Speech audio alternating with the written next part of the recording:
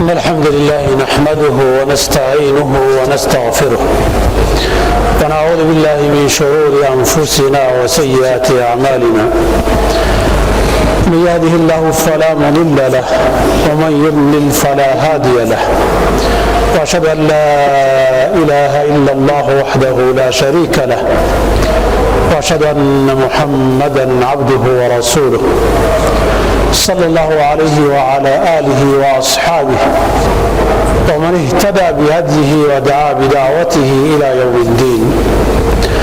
أما بعد، إخوة الإسلام والإيمان، يقول الله جل وعلا في كتابه محذرا تارة ومذكرا تارة أخرى: كل نفس ذائقة الموت وإنما توفون أجوركم يوم القيامة فمن زحزح عن النار وأدخل الجنة فقد فاز وما الحياة الدنيا إلا متاع الغرور. فذكر الله جل وعلا في هذه الآية 4 جمل متماسكة، كل حلقة تتعلق بالتي قبلها أو تبين وجها وجانبا من معناها. فبدأ الله جل وعلا بالتذكير على الأمر الذي لا بد منه: كرهت النفوس أم رضيت. لا فرق بين شريف ووضيع، ولا بين صالح وطالح، ولا بين كبير وصغير. طريق لا بد للجميع من سلوكه ومروره. كل نفس ذائقة الموت. أيا كانت هذه النفس، طال عمرها أم قصر، صغر سنها أم لا، فكل نفس منا كما ذاق السابقون للموت لا بد من ذوقه ولا بد من تجرع كاسه. حقيقة يعترف بها المسلم والكافر، ولا يستطيع لأحد أن يمنعها أو يدفعها. ولذلك قال نبينا عليه الصلاة والسلام في مسألة الأمراض والمصائب والطب والعلاج: ما أنزل الله داء إلا أنزل له دواء، إلا داء واحدا هو الموت. فإذا نزل الموت فلا علاج، لا حميم ولا قرابة. ولذلك كانت العرب تقر بهذا مع كفرها قبل محمد عليه الصلاة والسلام. فهذا أحدهم يقول: عندما كانوا يتعالجون بالتميمة والرقى والشعوذة، فقال شاعرهم: وإذ المنية أنشبت أظفارها ألفيت كل تميمة لا تنفع. إلى هذا قيل في بعض الشعر: إن الطبيب بطبه ودوائه لا يستطيع منع نحب قد أتى. ما تندى المداوي والمداوى والذي جلب الدواء أو باعه أو اشتريت، أو كنت تاجر دواء، أو كنت طبيبا أو معالجا ومعالجا، إذا جاء أجلهم لا يستأخرون ساعة ولا يستقدمون. هذه الحقيقة التي يذكرها بنا ربنا جل وعلا كثيرا. فكل نفس ذائقة الموت. إذن فالقضية أو السؤال ليس عن زمن الموت ولا عن مجيئه، إنما السؤال الذي ينبغي أن يشغل البال: ماذا بعده؟ إذا كان الموت حتما والأجل منقضيا والعمر منتهيا والرحيل لازما، فماذا بعد؟ ولهذا كان عليه الصلاة والسلام يبين وينبه على أن الموت مكروه للنفوس. تكرهه النفوس، تلتذ بالحياة وتستنشق هواءها وتتقلب في أفنيتها وملذاتها ونعمها فتكره الموت أيا كان ما بعده، لأن النفس لا تثق بما تلقاه بعد رحيلها. فكان من قوله عليه الصلاة والسلام: أكثروا ذكر هذه اللذات الموت، لأن لإكثار ذكره معنى، وللتذكير به غاية وأثرا على النفوس. والغاية من التذكير بذلك إخوة الإسلام ألا ينسى الإنسان نفسه في الحياة وتقلباتها فينشغل عن الآخرة وأعمالها، يطول عمله فينشغل قلبه وباله بأمنيات الحياة وآمال الدنيا، يتمنى أطول من عمره ويتمنى أكثر من حياته، ويعلق كل آماله حتى التوبة من ذنوبه على التسويف وآمال قل أن يدركها ويلحقها. ولهذا ذكر ربنا جل وعلا أن إطالة الأمل ونسيان الموت والرحيل سبب لقسوة القلوب ونسيان الآخرة. ألم يعني للذين آمنوا أن تخشع قلوبهم لذكر الله وما نزل من الحق ولا يكونوا كالذين أوتوا الكتاب من قبل فطال عليهم الأمد فقست قلوبهم وكثير منهم فاسقون. عندما طالت الآمال وطالت أمنيات الحياة أكثر من الحياة نفسها نسي الإنسان الآخرة فقسى قلبه. ودلت هذه الآيات بمفهومها أن ذكر الآخرة يرقق القلب، وأن ذكر الموت وعدم إطالة الآماد يذكر بالتوبة والإنابة والأعمال الصالحة. وقد كشف نبينا عليه الصلاة والسلام في أحاديثه عن هذا الجانب من المعنى، فكان في حثه على زيارة القبور يقول: فزوروها فإنها ترقق القلب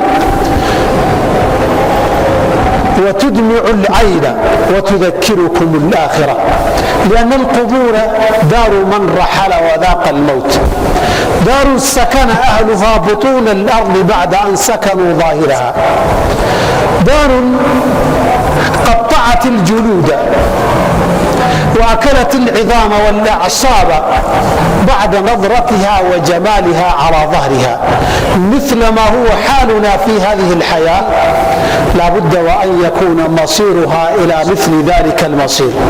فبمجرد زيارتها قبور جمعت بين الملوك والرعية وبين الحاكم والمحكوم وبين الغني والفقير وبين المتجبر العلي والمتواضع المتذلل، لكن خيمها السكون وعدم النطق والحراك. فإذا ما دخلت القبور فمع كثرة أهلها ومع كثرة سكانها ومع اجتماع أصناف وأنواع مختلفة فيها إن أنك لا تسمع صوتا ولا تشاهد حركة. خمدت الحركة. صدق أبو العتاهية رحمه الله تعالى: بينما الإنسان في الدنيا له حركات مسرعات إذ خفت، أبت الدنيا على سكانها في البلا والنقص إلا ما أتت، إنما الدنيا متاع بلغة كيفما زجيت في الدنيا زجت.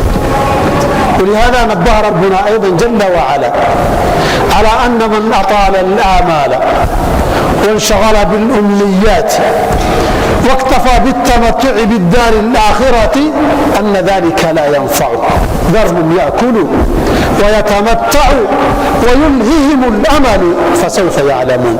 عند المحاسبة وعند الاحتضار والرحيل كل نفس ذائقة الموت. أما الحياة التي نعيشها والتي لا بد من مفارقتها إنما هي بنص الآية أيام قليلة مهما كانت طويلة. فالأعداد والسنوات وإن كانت في الأرقام كثيرة إلا أنها في الممارسة والمعايشة قليلة. فلذلك قال ربنا جل وعلا: يود أحدهم لو يعمر 1000 سنة وما هو بمزحزحه من العذاب أن يعمر. مهما عمرت ومهما طال عمرك فلا بد من الرحيل وليس ذلك بناج ولا بمزحزح عن عذاب لم تتهيأ للنجاة منه ولا عملت للفكاك منه. فربنا جل وعلا ذكرنا أن إطالة الآمال وطول الأمل في الحياة مفسد للآخرة. ولذلك كان نبينا عليه الصلاة والسلام يحث على عدم إطالة الآمال، فقال لابن عمر رضي الله عنهما فيما يرويه البخاري في صحيحه: كن في الدنيا كأنك غريب أو عابر سبيل. فالغريب لا يكثر من مخالطة الناس ولا من القيل والقال وحديث المجالس، إنما الغريب ينزوي في زاوية وينحصر في مكان منشغلا عن الاختلاط بالناس بأموره وشؤونه. والغريب والمرتحل المسافر لا يجعل كل همه في المكان الذي ينزل فيه. وهكذا كان نبينا عليه الصلاة والسلام.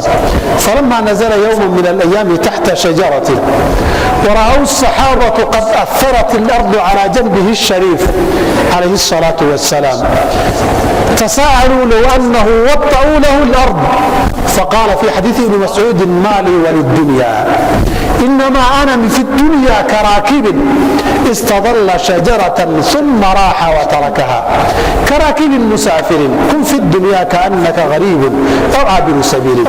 هكذا كان عليه الصلاة والسلام. ولذلك كان يقول أيضا كما في الترمذي في دعائه: اللهم لا تجعل الدنيا أكبر همنا ولا مبلغ علمنا. وقد مر يوما على عبد الله بن عمرو بن العاص رضي الله عنهما وأمه وهما يصلحان خصا لهما قد كاد على الانهيار، والخص بيت من قصب قد بلي وطال عمره وكادت جدرانه أن تقع، فقال: ما هذا يا عبد الله؟ فقال: خص لنا نصلحه. فقال عليه الصلاة والسلام: الأمر أسرع من ذلك. يربيهم على أن يتذكروا أنهم وإن أصلحوا خصهم ألا يظنوه لحياتهم، فإن الآجال تنتهي والأعمار تنقضي قبل تهدم الأبنية وسقوط الجدران. فإن أنت بنيت دارا وعمرت جدارا فالآجال تنتهي قبل الجدران، وأعمار الإنسان أسبق في الفناء من الجدران والعمران والأبنية التي نقيمها ونتسابق في بنائها ورفعها. ونبينا أيضا عليه الصلاة والسلام ذكر في حديث ابن مسعود مقارنة بين الإنسان وتفكيره وآماله وبين أعماره وآجاله، فخط خطا مربعا فقال: هذا الإنسان وأجله يحيط به من كل جانب، ثم خطا من وسط المربع إلى خارجه فقال: وهذا أمله يتجاوز أجله. فبينما الإنسان في آماله ويتابعها إذا هو على باب آجاله وقد انقضت أعماره. فكم من شخص بدأ بناء عمارة لم يدرك نهايتها، وكم من مؤسس حكم ورئاسة وملك ودولة لم ينتفع بثمارها. هكذا الدنيا تبنيها وكثيرا ما لا تنتفع بثمارها وآثارها. فنبينا عليه الصلاة والسلام كان كثير التذكير بقرب الرحيل وكثير التحذير من الاغترار بمتاع الدنيا وأعمالها، وهو ما اختتمت به الآية: وما الحياة الدنيا إلا متاع الغرور. وقد ذكر ربنا مثل ذلك أيضا في آية أخرى فقال: قل متاع الدنيا قليل والآخرة خير لمن اتقى ولا تظلمون فتيلا. هكذا تجتمع الآيات وأحاديث المصطفى الصحيحة عليه الصلاة والسلام على التحذير من طول الآمال ونسيان الآخرة ونسيان النفس على ملذات الدنيا ومتاعها، وتحذر أيضا من نسيان الوفاة كما تحث على تذكر الموت وتذكر الآخرة والرحيل.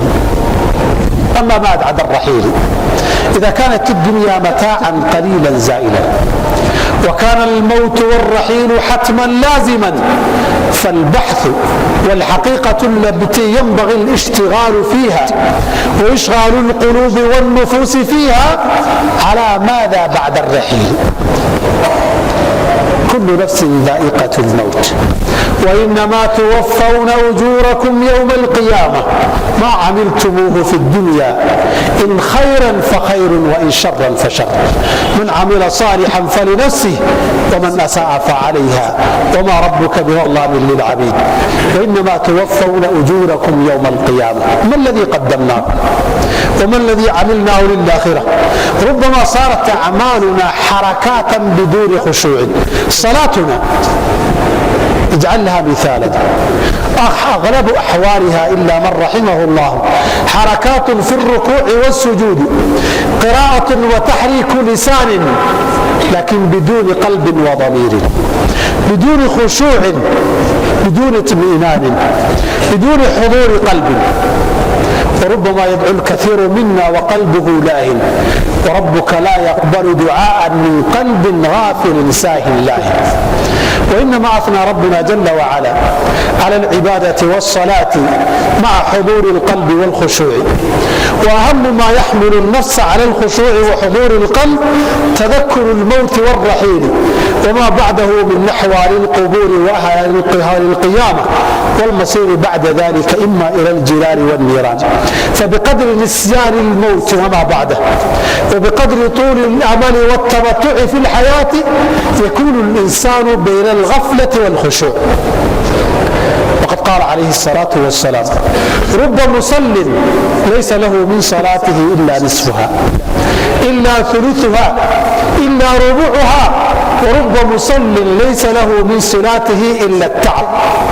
يتعب في الصلاة لكن بدون أجر، لأنه يصلي غافلا لاهيا، يركع ويسجد لكن حركات مجردة من الخشوع. وإنما أثنى ربنا جل وعلا على المصلين إذا خشعوا والذين هم في صلاتهم خاشعون. وذم ربنا جل وعلا على من صلى الصلاة ساهيا غافلا، فويل للمصلين الذين هم عن صلاتهم ساهون أي غافلون لاهون. فإذا كانت هذه عمدة الإسلام وركنه الأساسي والصلاة وأول أعمال الإنسان من أعمال الجوارح تحاسب عليه في الآخرة، يفرق بين الساهي والخاشع، فما ظنك بغيرها من الأعمال؟ إن حسنت سائر الأعمال، وإن فسدت سائر الأعمال. فاجعل صلاتك مقياس محاسبتك على نفسك، واعلم أنك طول الآمال ينسي الخشوع. أنت في الصلاة في الركوع والسجود، لكن قلبك في الأسواق والتجارات أو في ميادين السياسة والصراعات والنزاعات على الحكم والرئاسات والملك. وربما يكون قلبك في ميادين اللعب والرياضة، وربما في مزادين العشق والغرام وأنت تركع وتسجد. صلاة في الصورة لا في المعنى. وكل سبب ذلك قسوة القلوب الذي أدى إليه طول الأمل ونسيان الآخرة. وقد حث ربنا جل وعلا المسلمين على الاكتساب للدار الآخرة أعمالا صالحة، كقوله: من كان يريد حرث الآخرة نزل له في حرثه ومن كان يريد حرث الدنيا نؤته منها وما له في الآخرة من نصيب. وكقول ربنا جل وعلا: من كان يريد العاجلة عجلنا له فيها ما نشاء لمن نريد ثم جعلنا له جهنم يصلاها مذموما مدحورا ومن أراد الآخرة وسعى لها سعيها وهو مؤمن فأولئك كان سعيهم مشكورا كلا نمد هؤلاء وهؤلاء من عطاء ربك وما كان عطاء ربك محظورا أي في الدنيا. فالناس فريقان: فريق أطال الأمل ونسي الموت والوفاة والآخرة فقست قلوبهم ونسوا عن أعمال الآخرة، وإن أتوا بها في الظاهر كانت خاوية من الداخل. وفريق أكثر من ذكر الوفاة والآخرة فحسنت أعمالهم وحضرت قلوبهم وخشعت جوارحهم. هكذا يكون للمؤمن أن يتذكر الآخرة ويكثر من ذكر الموت فمن زحزح عن النار وأدخل الجنة فقد فاز وما الحياة الدنيا إلا متاع الغرور. أسأل الله بأسمائه الحسنى وصفاته العلى أن يوفقنا لما يحب ويرضى إنه ولي ذلك والقادر عليه. الحمد لله رب العالمين والعاقبة للمتقين ولا عدوان إلا على الظالمين وأشهد أن لا إله إلا الله ولي الصالحين وأشهد أن محمدا عبده ورسوله سيد الأولين والآخرين وعلى آله وأصحابه الطيبين الطاهرين ومن تبعهم بإحسان إلى يوم الدين. أما بعد إخوة الإسلام الله سبحانه وتعالى إن ذنب القرآن كإنه وعديا إنه وانيا mar walbana waxaa laynagala hadlaa wax inaga danteenna, waxaa laynagu booriyaa wixii ina anfacaya, waxaana laynaga reebaayo wax badan la inooga digaa wixii adduun iyo aakhiraba dhib inoogu jiro. laakiin nafta aadamu wixii daal la yidhaahdana way daydaydaayo way daba oradaa, wixii sameen la yidhaahdana way ka warwareegtaayo way ka carartaa sida ku badan.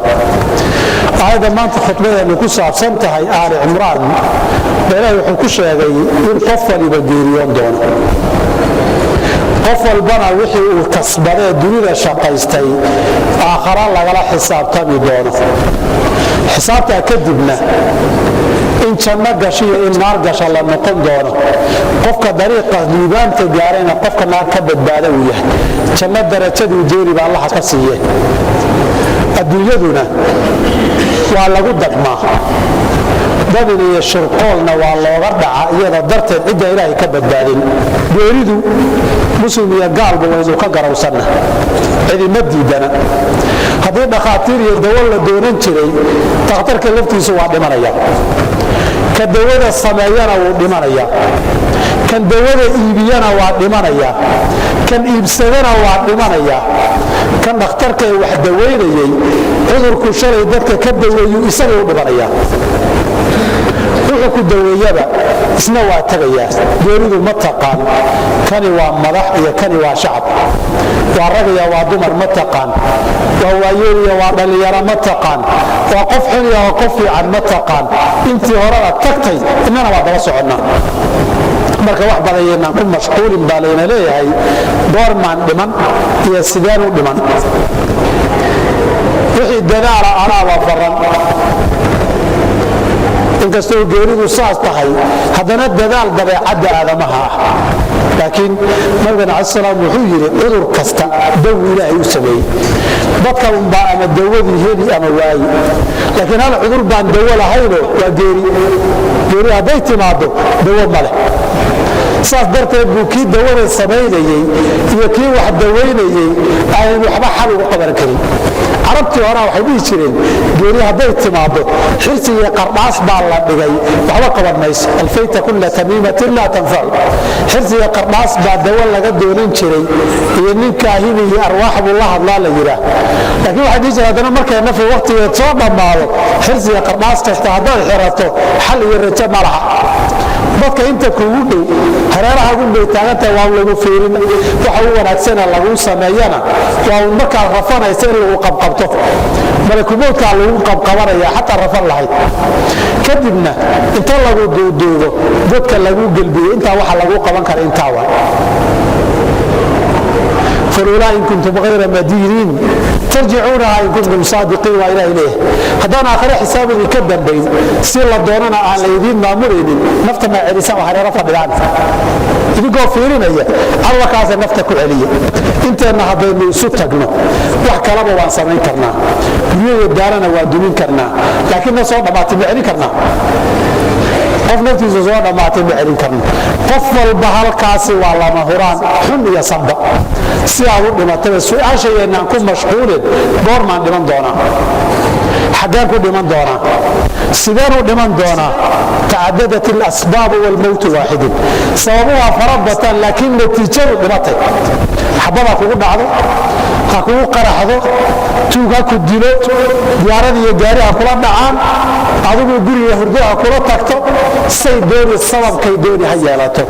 tacadadat alasbaab walmowt. dhimatay un adigu haddaad dhimatayna dunida ka tagtay aakhariya xisaabna cadde.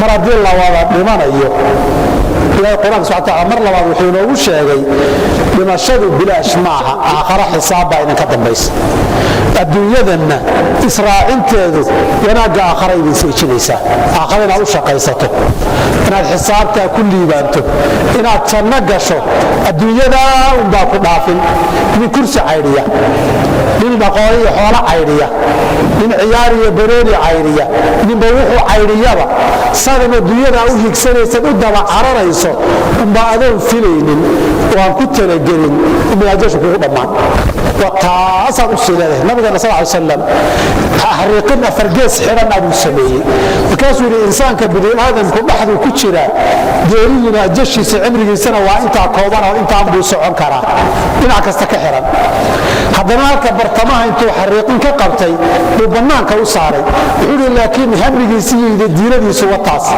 مال عمري سي كفق بإشي سحيسا meesha aad eeganaysa iyo waxaad iigsanayso ajal baa ka sokaysa saataan si fiirinayso uma dalaq iyo dadku kula goy yuriduna oo la si mashquula waa meel jilicsan baa la yiraahdaa ay ka dhigan tahay maalin ba in bay kula sii degtay ay kula diistaan Soomaaliya marka soo sii joogtaba mashquulka baa sii badan say kula diisaysa marka damana waa ku liqay oo qabrigii waay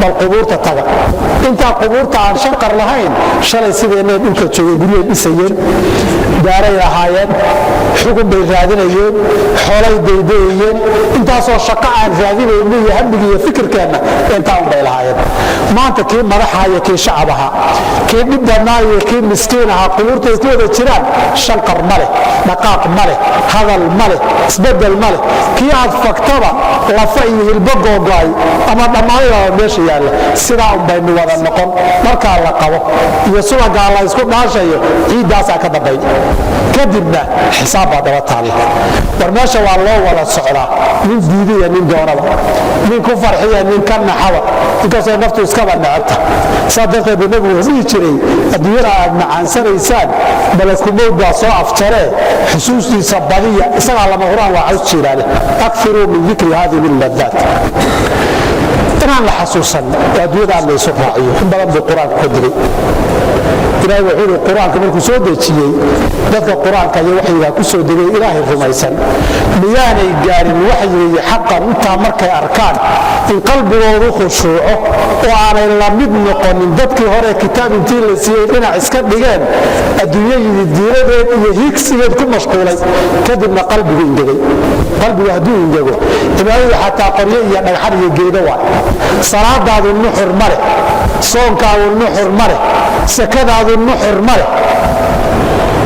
waxaan nuxur tiray waa qalbi ingegay oo ay keentay dunyada Israa'iil dadka laga kari waayay waaradu gani weydana ilaah baa yiri darhum yaakulu wa yatamatta'u wa yulhihim al-amal faraha ka qaabir udda ha cunaan hatta mashleeyaan diinada beenta habistaan dibay ku doonaan iyagoo waxna gaarin imisa adduunyada waxaad raadinaysay waa ka saa u leedahay markuu qarka soo fuulun qofka laga tagay malakumowd baa qaatay guri buu soo dhisayay marka intuu naashnaasho usbuuca soo socdaad furtid inuu xaflad qabatid oo markaa raashin lacag iyo dhaqaale ka guratid qalaf waa dhintay isagii intuu shirkado soo dhisay markaa cagan dhigatay qalaf waa dhintay intuu dawlad soo dhisay lagu kursiga ku fariisay sir qalaf waa dhintay imisa adduunyo loo soo rafaaday hammi weyn laga lahaa aan la calfan hammigii weynaana aakhara uu ku halmaansiiyey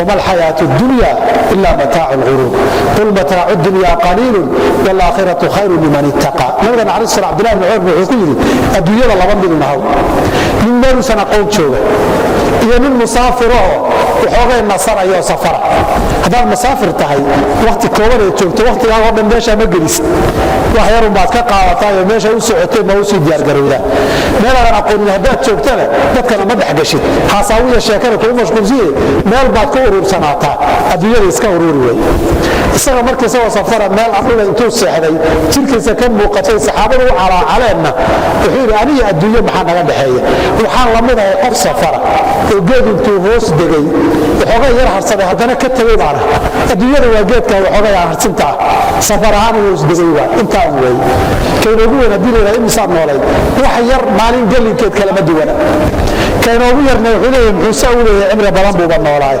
adduunyada markii la tirinayo sanooyinkana waa badan yihiin markaad tidhaahda aad dhex gashinna durba dhammaata markii 20 baa jirtaa 20 sano soo socota haddii lagu yidhahdo fara badana laakiin 20 baa jirtaa markii lagu yidhahdo shalay bay kula tahayba waa wax yar markaa gaadho saas darteed waa nabigu ka digi jiray inuu calayhi salaam waxaa nabigana ka soo xadiis cabdullahi ibn cabdi casir uu yidhi awalu salaaxi hadihi lummati alyaqiin wazuhd wa awalu fasaadiha albukhl wa tuulu laman ummaddan wanaag kow wuxuu ka bilowdaa inaad ilaahayna si fiican u yaqiinisa wacdigiisa iyo ballanqaadkiisa adduunyadaadan israacin kullu baloo dhanna bakhaylnimo iyo nolol dheerood hiigsanaysa ka bilaabataa halkaan bay ka bilaabataan bakhaylnimo iyo nolol dheerood hiigsanayso oodan aakhare iyo dhimashada soo dhigan halkaasay baloo dhan ka bilaabataa marka qofka aakhare xasuusa waxbuu iskula hadhaya laakiin qofka aakhare halmaamay wax walbuu ku sii tumanaya abdullahi ibn cabbaas maalin kale nabigu soo maray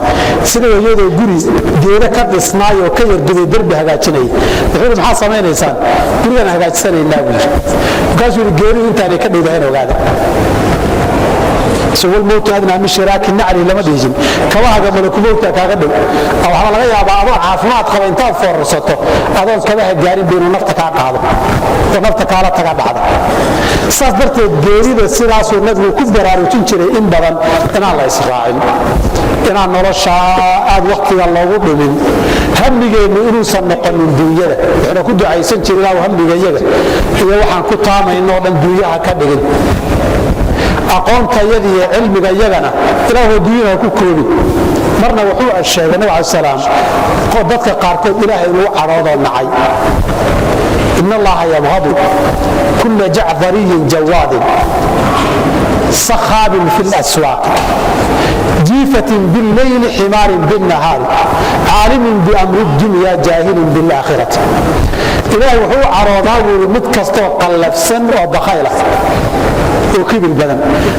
qalafsanaan iyo bakhaylnimo iyo kibir badan isku darsaday kow suuqana qayliyo qayladiisa iyo sawaxankiisa iyo dhawaq badan habeenkii waa bakti salaad iyo cibaado uma kaco maalintiina waa dameer sida dameerku waxa maala adduunyadiisa waa yaqaan siduu u shaqaysta aakhiro siduu ilaahay caabira xukama yaqaan kuwaas waa ku ilaahay u carooda qof walbo inaga diintu ugu boqdaay habeenkii majiifo bakti baa tahay mise qof nool baa tahay maalintii ximaarun binnahaari miyaa tahay adduunyada saad u cayrinayso mise waxbaa iskula hadhaa aakhiradaadii ma taqaanaa adduunyadaadii baratay aan isweydiin suuqa markaad joogto dadaab iyo akhlaaqdeeda ma leedahay mise qayladaada iyo rabshadaada meel laga joogi waayaa tilmaamaha hadday kugu ruboobaan waa nasiib darro aakhira haddii la halmaamo adduunyada saa la isu raaciyo qalbigu waa ingego cibaadadu qolof aan nuxur lahayn bay noqotaa salaadu soo kow maaha acmaasha aan samaynee saalixada kow waxa la isxisaabo salaada weeye aakhiro hadday fiicnaato inta kale way kuu fiicnaan hadday xumaatana inta kale ka sii daran salaaduna ilaahay wuxuu ku ammaanay inaad khushuucdo oo qalbigu joogo waladiina fii salaatihim khaashicuun taasuna waxaana la caayay oo la dhaleeceeyey salaadaad rukuucday ood sujuudday ood taxiyaasatay oo takbiirsatay laakiin aad maqnayd gorma salaada la dhameeyay inaad leedahay adigii ama suuq ganacsi baa jirta ama xeryaha siyaasaddaa jirta ama meelaha ganacsiga ciyaaraha iyo banooni baad ku maqan tahay ama meelaha kalaabyadaad jirta ama salaada dhexdeedaad jaatin qalbiga kaga jirta male iyo baaskaad ku mashquulsantahay adigoo waad maqan tahay lafahaagin baa jooga فويل للمصلين الذين هم عن صلاتهم ساهون باطح صلاة مكة عن خشوع يا قلبي النحر لهين إلهي وحبات سكبتك ولذلك نوع عزبتك وحتى دبتك لي وصلاة بيسا النص بأجر كهلا خشوع يسا النص قيمنا صدح ميلاد مال بأجر هلا قيمنا أفر ميلاد مال قيمنا ويتو كذا نبويين وحأتنا لغمسيه وهي الله أكبر ويجريبه ودن بيسي السلام عليكم دبوكوس وحزوستي ورلا ركوعي موغا ورلا تحياسي موغا ورلا سجودي موغا aad bay noogu badantay ilaa mar raxim Allah maxaa keenay maanta maxaa ku maqayay qofkan dadka waa la socdaa quraanna waa la akhriyaa makarafoonna waa shidan yahay xagee jira adiidu jira qalbigii waa mashquulsan yahay. waxaa laga yaabaa salaada dhexdeeda inuu dhaqdhaqaaqyada qaar sameeyo, dagaal buu ku jiraa ama hawl buu ku jiraa. qaar baa waxaa ku leeyahay waxay u yaabadnayd maalinkii nin garabkayga ku tukanaya wuu salmaamay intuu qalinkii la soo baxay oo waraana la baxay buu xisaab qor bilaabay. anigii waa qosli gaaray, salaad waxay qosli gaaray. ninkani hadhowba kadib buu iska xasuustay markaasuu jeebka ku boobay. qofkan sala xisaabta waraaqda qalinka la soo baxay isagaa kuwa garab taagan baan ogeyn xataa waraaqda qalin la soo baxay. waxaad arkaysaa iyadoo la sujuuday laga soo fadhiistay buu iska istaagay. atixiyaad baa loo fadhiyaa, cabbaar buu taagan yahay keligii. qofkaas ma joogo, waa maqan yahay. inuu keligii soo istaagay dadkii wada fadhiyaan ma oga. haddii alla taataa mar dambe u baraarugu markaasuu fadhiga booni. waxaasoo dhan maxaa keenay? salaata qalbi ghaafir lillaahi. caawo dhan buu ducaysanaya, sujuuduu ku ducaysanaya. ilaahay uu leeyahay qalbigiisana meel kale u jira. ilaahayna qalbi maqdira kama aqbalo. cibaadaadku waxay qiimo ku yeeshaan qalbi jooga. qalbigana waxaa gindajiyoo lumiyey adduunyo aan la calfan doonin daba orodkeeda. saas darteed inaan in badan aakhiro xasuusanno, oon geerida xasuusanno, oon aakhiro u shaqaysanno. war adduunyana waa laga teginaan isxasuusinaayey baan u baahanna. war nin walow qabri baad leedahay. saas darteed buu nabigu wuxuu war qubuurta ziyaarta qalbiga way jilcisaa, ishana ilin bay ka keentaa, aakharana way idin xasuusisaa. markaad aragta boqorradii iyo tujaartii iyo madaxdii oo meeshaa wax shanqari aan lahayn oo la siman yahay, haddaad qodana ciiddii oo cuntay aad u tagto adna ogow berri halkaa unbaa tegi, halkaa unbaa ku huran, halkaa unbaa ku mudan. marka waxaan rabaa inaan idhahdo ikhwaani wa akhawaatii jamiican, gaar ahaan xilliga buuqyada iyo wax jiraan cibaadada lama xasuustaba. xaalad baa jirta iyo raaf baa jira iyo qabqabashaa jirta, xataa qur-aankii baa la halmaaday. assalaamu calaykum markaad salaada tidhaahdo wax waraa dayday orod baa isa sii dhigi, warkiina natiijo iyo hooris yeelan waa. maxaa la sheegay? dhammaan weyde. maxay internet qortay? dhammaan weyde. bbcdu maxay sheegtay? dhammaan weyde. waar ninkii xulalka iyo ciyaaraha ku taxnaayo kolba xul baa ciyaara iyo wareeg baa socda, dhammaan weyde. mid markuu dhammaanaba mid kalaa socda. war waxaan siyaasaduna hebel baa dhacay iyo hebel baa qabsaday iyo reebel iyo reebel baa tartamaya, dhammaan weyde. maantoo dhan hadda xataa qur-aan akhrisan lahayd kuwa kuu qoonsanaya. daba soo baxo markaad salaada tukato haddaad tidhaahda ducayso ka garabkaagaa ku gujinaya, maalmaha wax warabu ku leeyahay. arintaa masaajka ku jirtuun xataa kii garabkaagaadan ka badbaadaynin. war mixnadan ina haysata waxa duca laynooga aqbali laayahay, waxa kurba laynooga faydi laayahay, waa camalkeennu in badan barako u yeelan laayahay. warnimayo adduunyada waa raacday, quluubtina way ingegtay, aakhirana waa la halmaamay. salaadaan tukanayna nuxur ma leh, soonkeennu nuxur ma lah, sakadeennu nuxur ma lah ilaa man raximahullah. waa inu ilaahay ka yaabno, war aynu dib isu qabanno, waraanu aakharo waynu wada soconnaaye. intaa maalin kasta laleeya waxbaa jira inun baynu aakharo u gelbinnaa. saaad u gelbinaysa adna waa nagu gelbin. adduunyadan tacabkeedu wixii xalaala wanaagsan waxayna qiimo leedahay intayna aakharayna halmaansiinin. ilaah subxaana wa tacaala qulubteenna khayrka allah ku soo dabaalo, qalbigeennina wanaagga allah ku soo celiyo, inta xun iyo dhibaataan allah naga badbaadiyo. allahuma inna nasaluka alhuda waltuqa walcafaafa walghina. allahuma lamna rushdana waacidna min shuruuri anfusina. allahuma inna nasaluka alhuda waltuqa walcafaafa walghina. allahuma lamna rushdana waacidna min shuruuri anfusina. اللهم آت نفوسنا تقواها، اللهم زكها أنت خير من زكاها، أنت وليها ومولاها. اللهم اهدنا بهداك، اللهم اجعل عملنا في تقاك، اللهم واجعل ولايتنا في من خافك واتقاك واتبع رضاك، ولا تجعلنا في من خالف أمرك وعصاك. وأقم الصلاة إن الصلاة تنهى عن الفحشاء والمنكر.